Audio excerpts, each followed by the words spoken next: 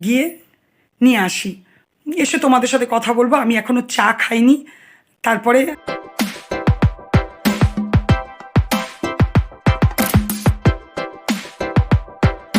Good morning and welcome back to my channel. আশা করি তোমরা ভালো আছো। আমি ভালো আছি, কিন্তু বিন্দাস নেই। আজকে শরীরটা একটু খারাপ, কাল থেকেই একটু জ্বর এসেছে। তারপরে গায়ে একটা প্রচণ্ড যন্ত্রণা। আসলে কলকাতায় গরম প্রচণ্ড, ওখানে ফুল স্পিডে ফ্যান যা হয়, আর এখানে এসে দেখছি আবার ঠান্ডা পড়েছে নতুন করে। ঠান্ডা গরমে একটু প্রবলেম হয়ে গেছে। যাই হোক, তাও তো দিন শুরু করতে হবে, কাজ শুরুও করতে হবে। তো ঠিক আছে, চলো, দিনটা শুরু করেছি। যাচ্ছি একটু বাজার, মাছ নিয়ে আসবো। কাল তো সবজি সব এনেইছিলাম, একটু মাছ নিয়ে আসবো। তারপর চলো তোমাদের সাথে কথা বলবো। আর এই করতে করতে আবার হেল্পিং হ্যান্ড আসবে, টিফিনও একটু করব। ঠিক আছে, চলো। এই দেখো, বাজার থেকে নিয়ে এলাম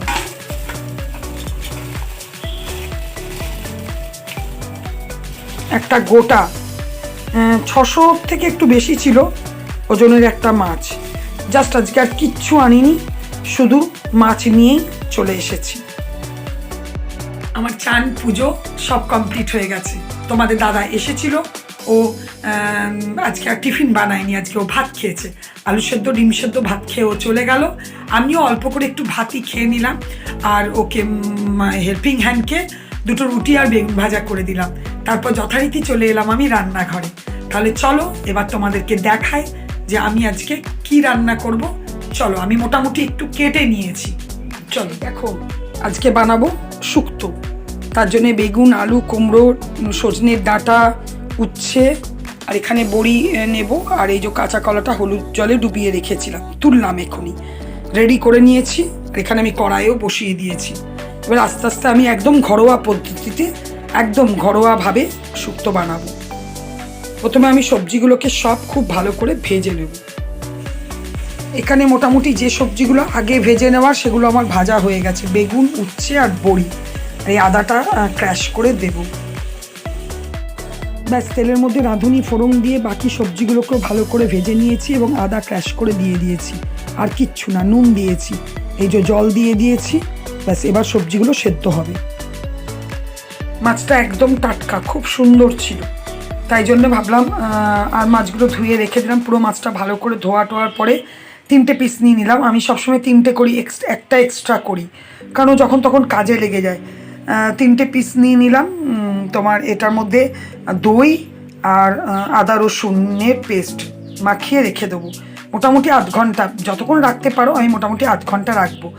আর খুব টাটকা মাছ হলে এটা কাঁচা মাছেরই করা যাবে। তো ব্যাস, আর এর মধ্যে পেঁয়াজ বাটাও তোমরা দিতে পারো, কিন্তু আমি দিই না। তার কারণ হচ্ছে পেঁয়াজ বাটা দিলে গ্রেভিটা অনেক বেশি হয়, থকথকে হয়, বেশি হয়। কিন্তু আমার ঘরে গ্রেভি বেশি হলে খাবার লোক নেই, ওই জন্য আমি পেঁয়াজটা সবসময় কুচিয়ে দিই। এই যে এখানে দেখো, পেঁয়াজটা কুচিয়ে রেখে দিয়েছি। তো এটা এখন মোটামুটি আমার হাতে একটু সময় আছে, 20 মিনিটের মতো, 25 মিনিটের মতো একটু ম্যারিনেট করা থাক। প্রায় ফিরে এলাম মোটামুটি 8 ঘন্টা পরে। তেল দিয়েছি, ওর মধ্যে গোটা গরম মশলা, তেজপাতা ফোড়ন দিয়ে পেঁয়াজগুলো দিয়ে দিয়েছি। পেঁয়াজগুলো একটু বেশ ভালো করে ভাজা হয়ে যাবে। তারপর আমি মাছটা দিয়ে দেবো। তারপর নুন দেবো, আর মিষ্টি দেবো, আর দেবো কাশ্মীরি মির্চ। ব্যাস, তারপর হয়ে যাবে। এবার তোমাদেরকে পরে আবার দেখাবো। এই দেখো, জিনিসটা এইভাবে হয়েছে। এখন দইটার মধ্যে কাশ্মীরি মির্চও দিয়ে দিয়েছিলাম, নুন দিয়েছি অল্প করে, এখন মিষ্টি দিয়েছি, পরে টেস্ট করে আবার দেখবো। এরপরে যা ধিমি আছে, পুরো জিনিসটা এবার সেদ্ধ হবে।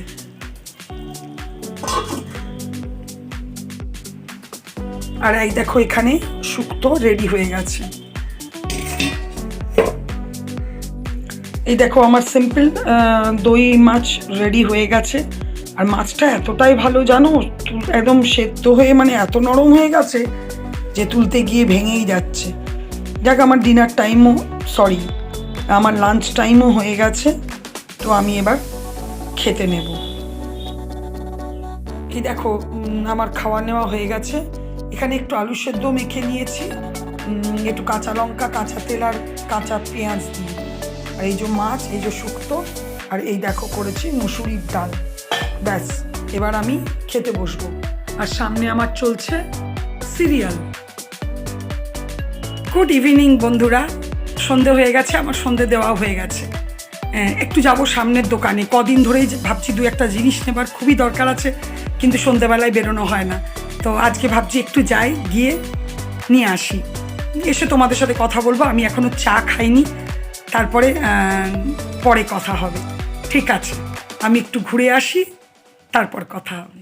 আমি রাতে আজকে কিচ্ছু করব না, ডাল ভাত আছে, মাছও আছে, কিন্তু মাছ রাতে খাবো না, আমার নিজের শরীরটা ভালো লাগছে না, তোমাদের দাদাকে দেব। আর আমি একটু পেঁয়াজ দিয়ে আলু ভাজা করব আর ডাল দিয়ে ভাত খাবো। পারলে ডিম করব, না হলে তোমার দাদাকে মাছটা দিয়ে দেবো, আমি শুধু আলু ভাজা ডাল ভাতই খাবো। তো ঠিক আছে, আমি তাহলে আলু ভাজাটা করে নিই। এই দেখো আমি রাতের ডিনার বানাতে এসেছি। এখানে ওই আলু ভাজাটা কেটেছিলাম, ভাজাটা করে নিয়েছি, আর এই যে ডালটাও গরম করে নিয়েছি, আর এখানে একটা ডিমের অমলেট করে নিয়েছি। ওটা তোমাদের দাদার জন্য, আমি খাবো না ডিম, আমার পেটটা ঠিক মানে একটু মন্দ মন্দ ব্যথা করছে, ওই জন্য আমি আর ডিম খাবো না, আমি শুধু আলু ভাজা ডাল ভাত খাবো। ঠিক আছে, চলো আমি খেতে দিয়ে দিই। খাওয়া দাওয়া তো সব কমপ্লিট হয়ে গেছে, সমস্ত কাজকর্ম হয়ে গেছে, আর অনেকের ভিডিও দেখাও হয়ে গেল, তার অনেকের এলবি জয়েন করাও হয়ে গেল। যাই হোক, এই করে করে এখন বাজে প্রায় 11:15, এবার আমি শুতে যাব।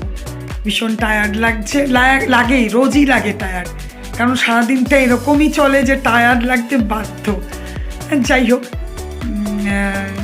আর কি বলবো, তো এভাবেই তো হয়ে গেল, দিনটা শেষ হলো। আর খাওয়া দাওয়া তো তোমরা দেখলেই, আজকে সেরকম কিছু, এখন দুদিন ধরে আমি রাতে ভাতই খাবো, কেন আমার পেটটা ঠিক লাগছে না, একটু অস্বস্তি করছে, একটু হালকা ব্যথা ব্যথাও আছে। তো দুদিন ধরে রাত্রেবেলাতে এখন দু একদিন রুটিটা কম খাবো, ভাতই খাবো।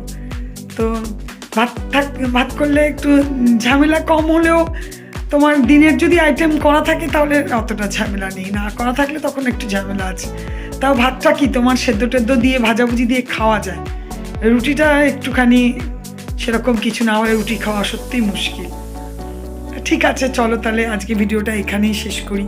যদি কিছু ভালো লেগে থাকে প্লিজ লাইক কমেন্ট শেয়ার করো, আর অবশ্যই অবশ্যই আমার চ্যানেলটাকে সাবস্ক্রাইব করো।